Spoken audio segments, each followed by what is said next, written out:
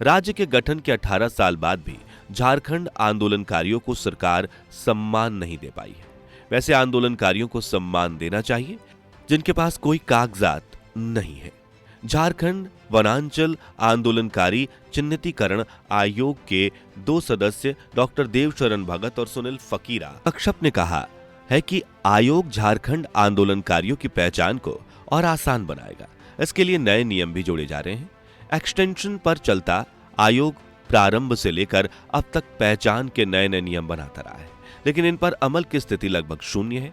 एक नियम के अनुसार आंदोलनकारी अपने दस्तावेज तैयार करता और जब तक उस पर निर्णय की स्थिति आती तब तक पुनः नए नियम आ जाते हैं, जिससे सारे करे कराए मेहनत पर पानी फिर जाता है। आयोग के सदस्य डॉक्टर देवशरण भगत ने बताया कि बहुत लोगों पर FIR नहीं हुआ है। चर्चित नेताओं की पहचान तो आंदोलनकारी के रूप में हो जाती है, लेकिन कार्यकर्ताओं के मामले में दिक्कतें पेश आती हैं। ऐसे आंदोलनकारी के लिए यह सुविधा दी गई है कि अगर ग्राम सभा या शहरी निकाय के वार्ड पार्षद से भी पहचान करा ली जाती है तो आंदोलनकारियों को मान्यता दे दी जाएगी। इसके अतिरिक्त जिसकी पहचान उस इलाके में आंदोलनकारी के रूप में हो चुकी है वह खुद सत्यापित करें कि फला व्यक्ति भी आंदोलनकारी है तो उसको मान्यता दी जा सकती है। लेकिन इस नए नियम के अंतर्गत आंदोलनकारियों की पहचान नहीं की जा रही है और आंदोलनकारियों में संशय की स्थिति बनी हुई है। ऐसे में आंदोलनकारी निराश होकर दस्तावेज एकत्र करना भी छोड़ चुके हैं। थानेदार तक दस्तावेज उपलब्ध नहीं करा पाते हैं।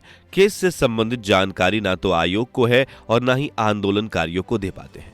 जब भी सूचना अधिकार के अंतर्गत दस्तावेज आंदोलनकारी उपलब्ध करा लेते हैं तो उसको वेरिफिकेशन के लिए पुनः थाने भेज दिया जाता है।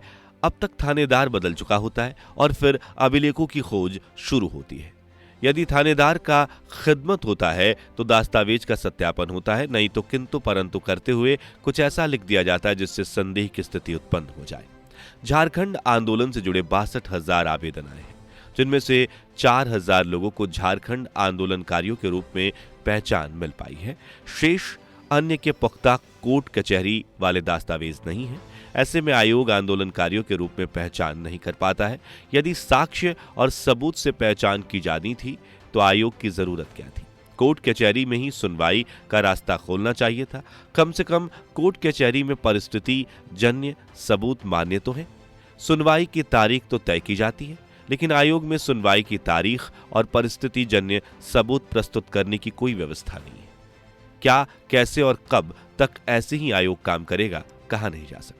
प्रति वर्ष, प्रति महीना, प्रतिदिन कितने ही आंदोलनकारियों की पहचान की गई, उपलब्धि यह होनी चाहिए। लेकिन दुर्भाग्य से ऐसा ना होकर इतिहास लेखने को उपलब्धि बताया जाता है। लेकिन ध्यान रहे, आयोग में इतिहासकार नहीं है।